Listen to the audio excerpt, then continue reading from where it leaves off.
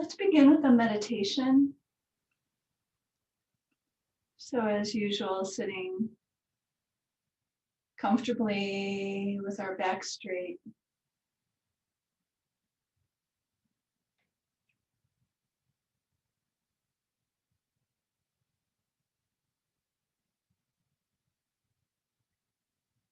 Bringing our attention into our body and doing a brief body scan.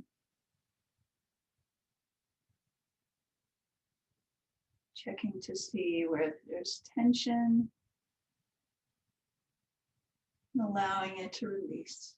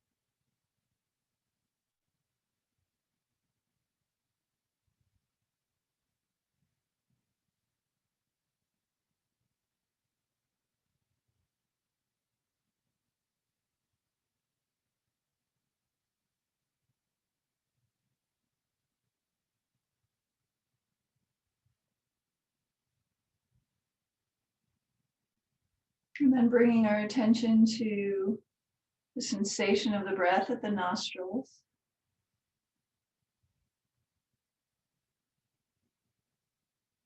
And trying to hold our attention there, not getting distracted by our thoughts, not getting carried away by them, but just trying to stay present with the sensation of the breath.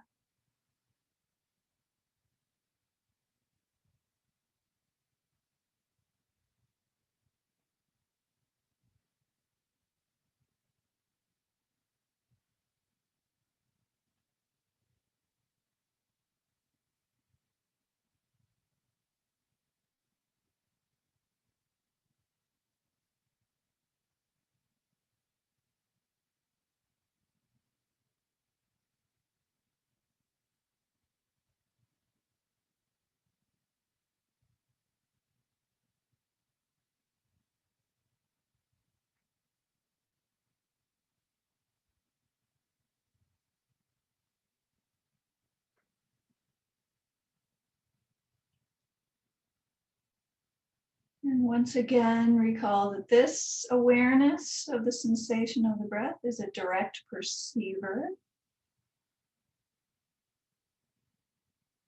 It's a body consciousness. It's non-conceptual.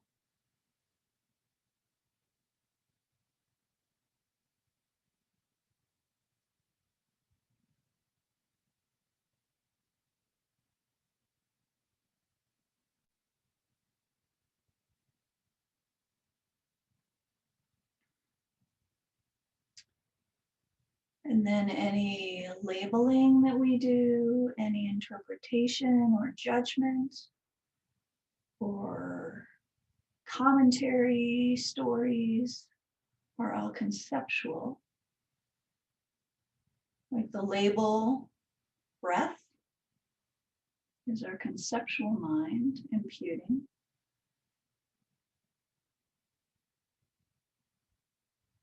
The label inhalation or exhalation is a conceptual mind imputing.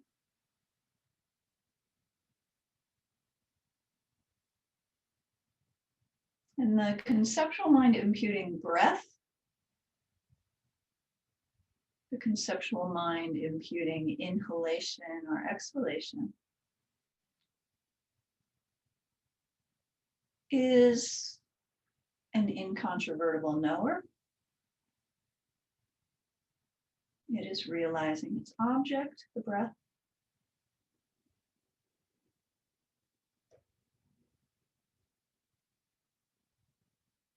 And it's a subsequent cognizer.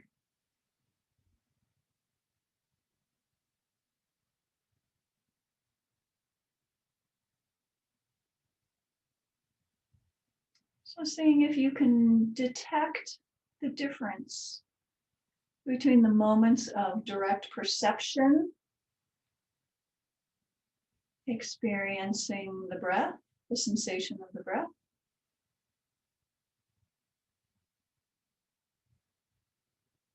and the moments of mind that are labeling the breath,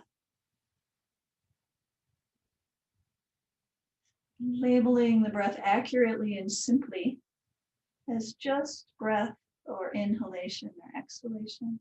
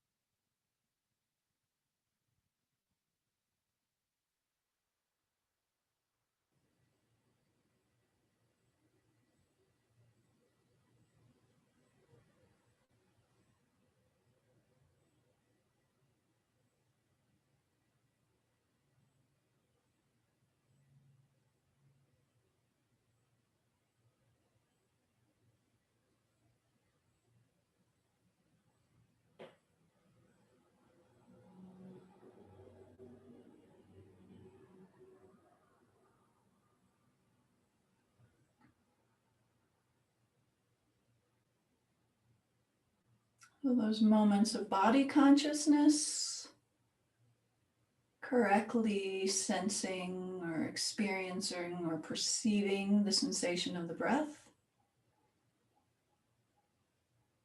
and the conceptual label breath or inhalation or exhalation, those are all incontrovertible knowers realizing their object.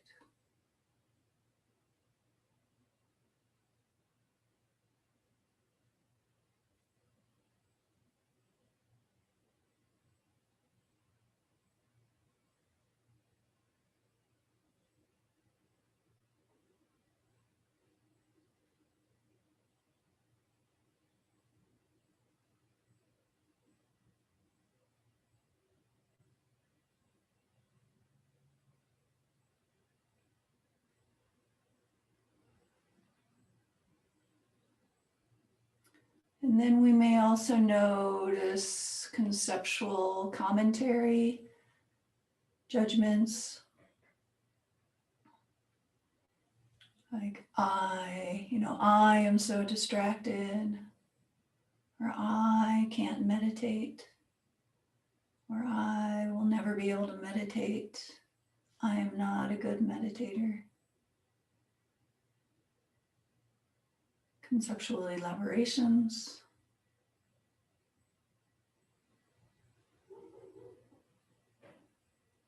And many of those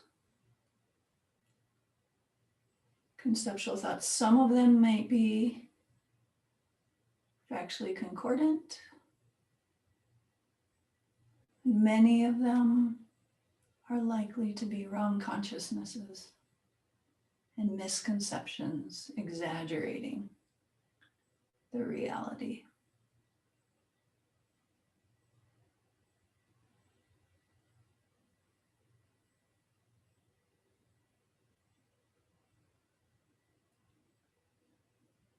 So see if you can notice that.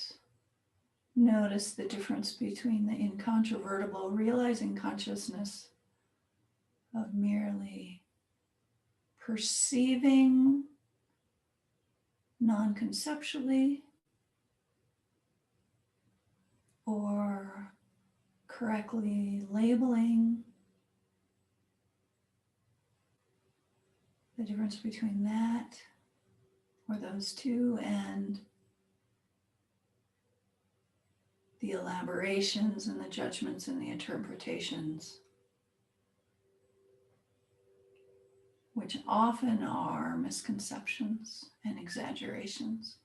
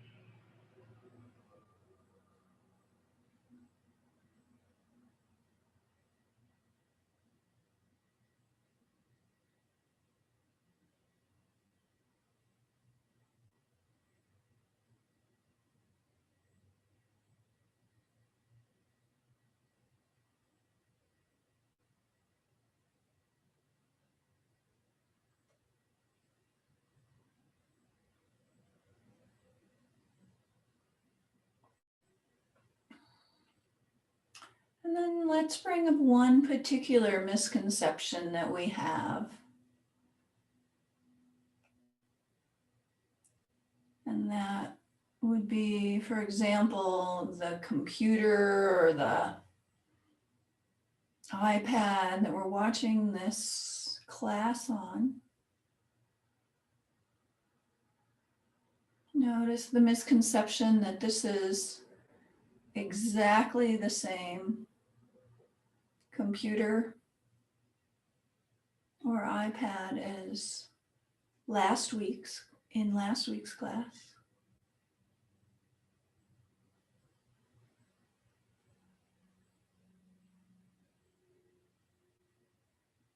See if we can notice that misconception that we think, oh yeah, it's the, and it's an instinctive thought or an instinctive belief. Perhaps consciously, if we think about it, we know that it's not exactly the same. But see if we can notice underneath that the kind of visceral assumption that it's the same.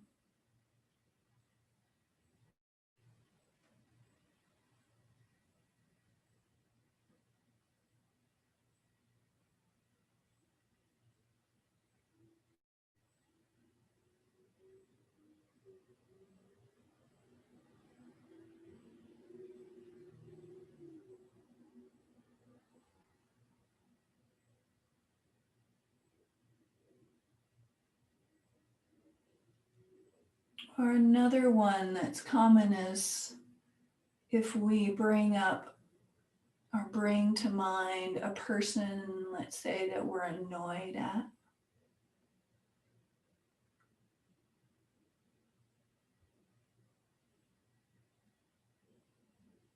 We think that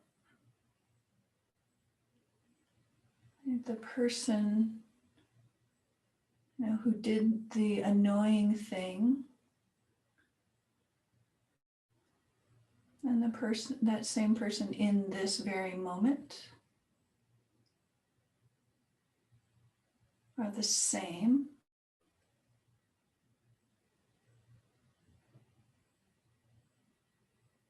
Or at least on an instinctive level, there's this assumption that they're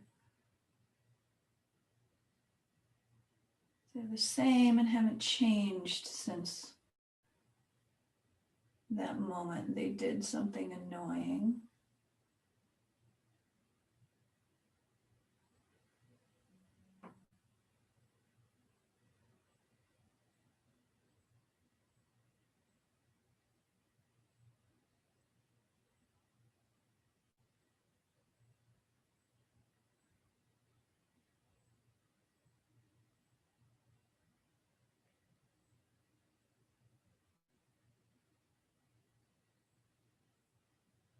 And so that would be a misconception of permanence.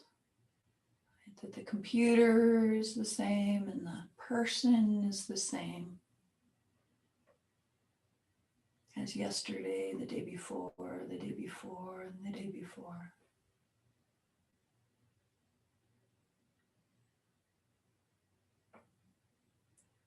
And that misconception of permanence must initially, how do we eliminate or overcome that misconception? Would be through an inferential cognizer or a conceptual mind through reasoning.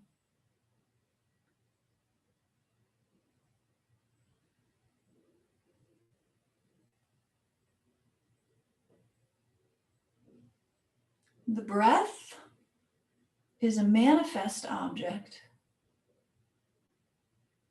It can be realized through direct perception,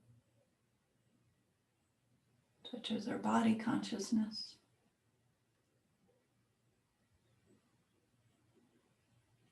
But subtle impermanence, the constantly changing nature of things must initially be realized through the conceptual mind, through inference and logic.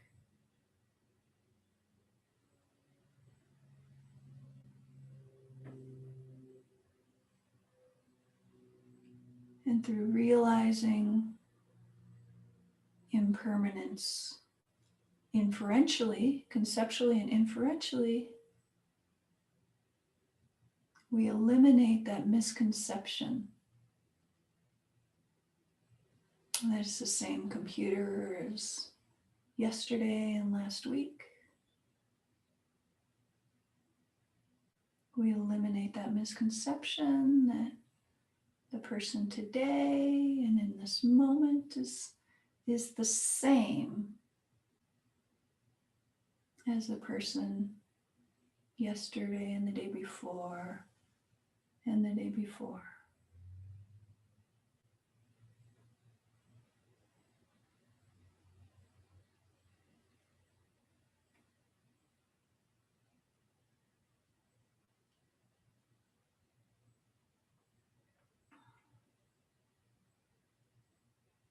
It is only through inference that we can realize the subtle impermanence. We cannot yet realize it directly.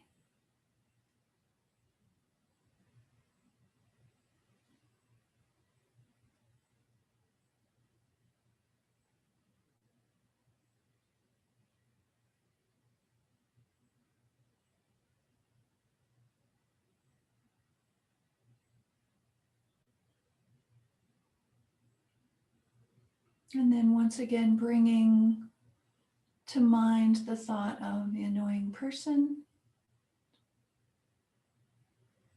the thought that they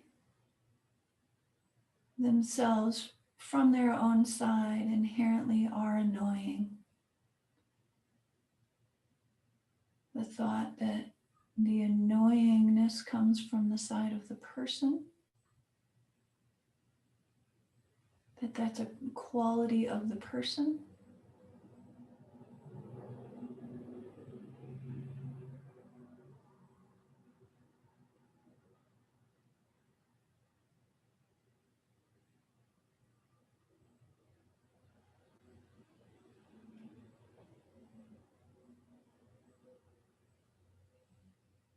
Seeing if we can notice that belief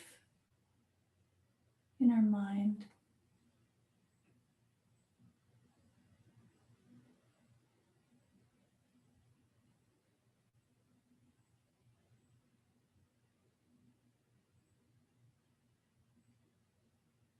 And that also is a misconception around consciousness.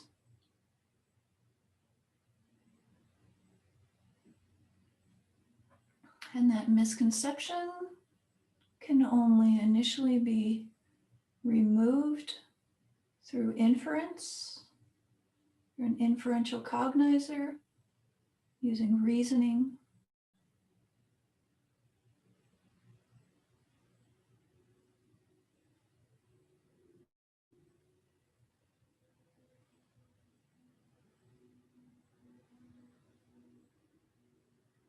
So only an incontrovertible knower, a realizing consciousness,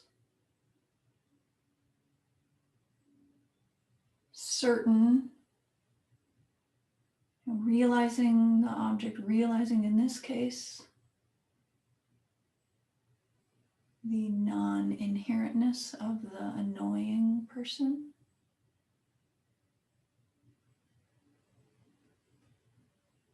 Realizing that with certainty.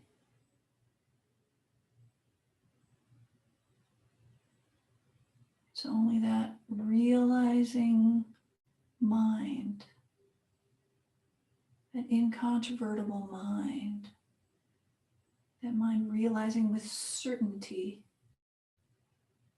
that has the power to eliminate the misconception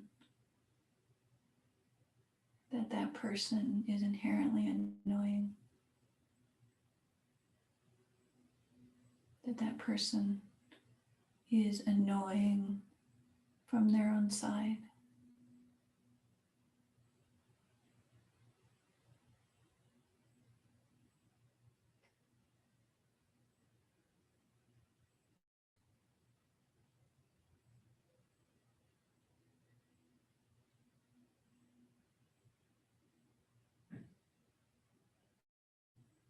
So to eliminate that misconception, we need an inferential cognizer. Initially, an inferential cognizer developed through a correct reason.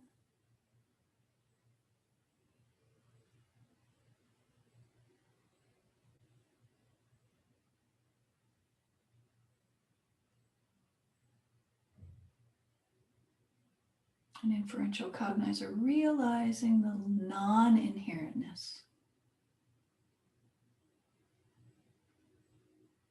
of the annoying person.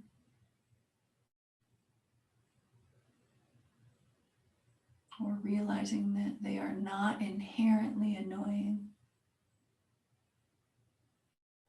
Realizing that annoying comes from our mind, a label from our conceptual mind. And not from the person itself, or himself or herself, or themselves.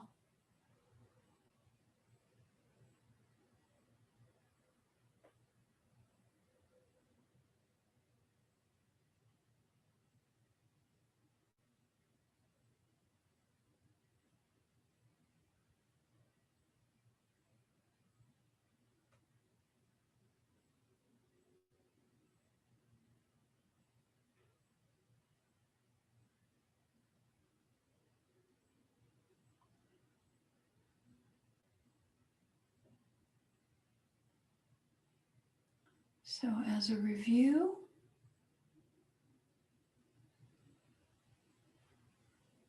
the body consciousness correctly and perceiving the breath.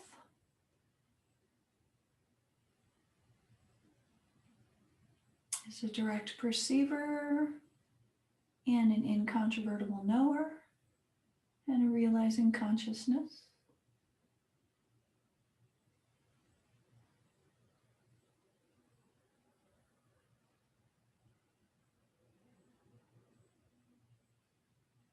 The conceptual mind correctly labeling it the breath,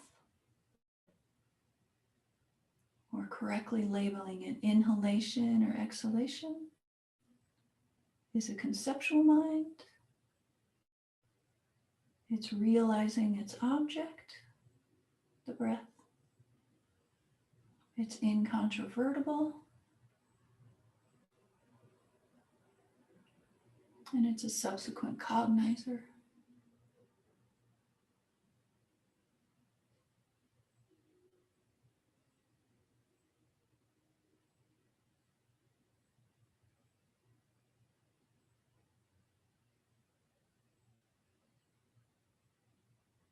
And a conception that judges ourselves for the meditation, such as, I'm a hopeless meditator. It's probably a wrong consciousness, a misconception.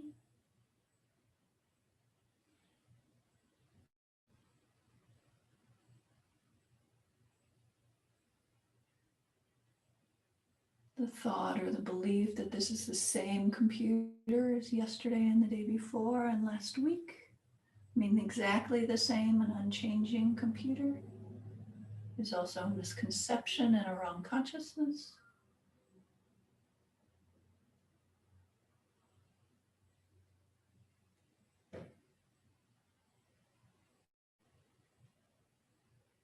The thought or the belief that that person is inherently annoying or is annoying from their own side is also a misconception and a wrong consciousness.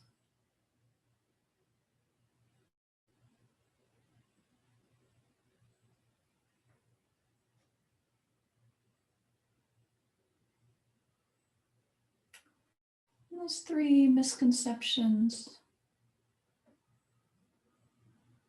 can only be initially eliminated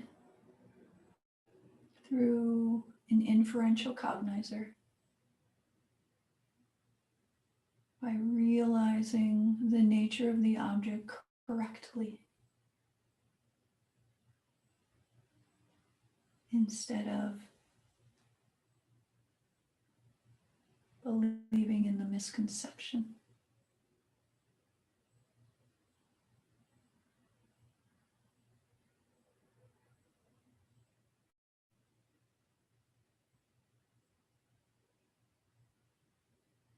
So realizing the actual nature of things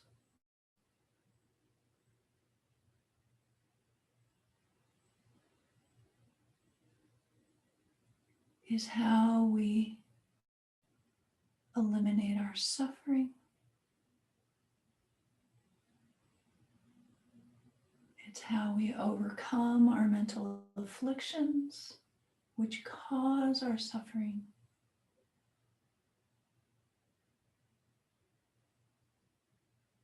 And it's how we ultimately attain enlightenment and free ourselves from suffering forever.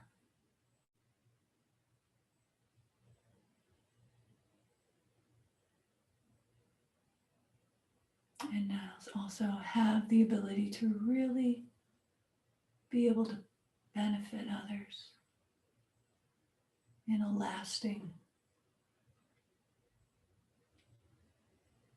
long-term way.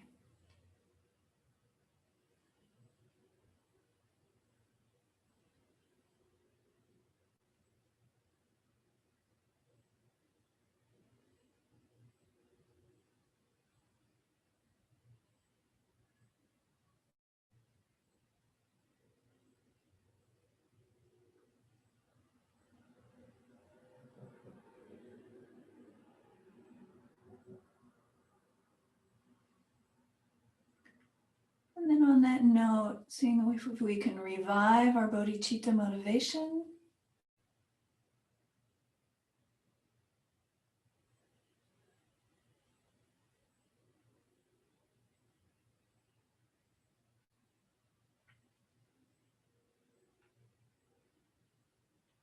Recalling the suffering of all beings, our brothers and sisters and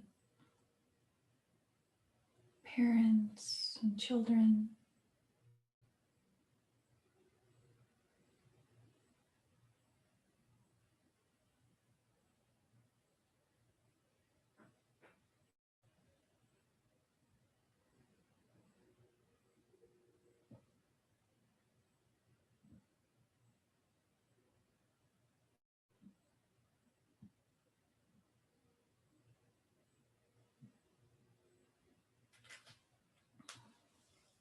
Okay, ding.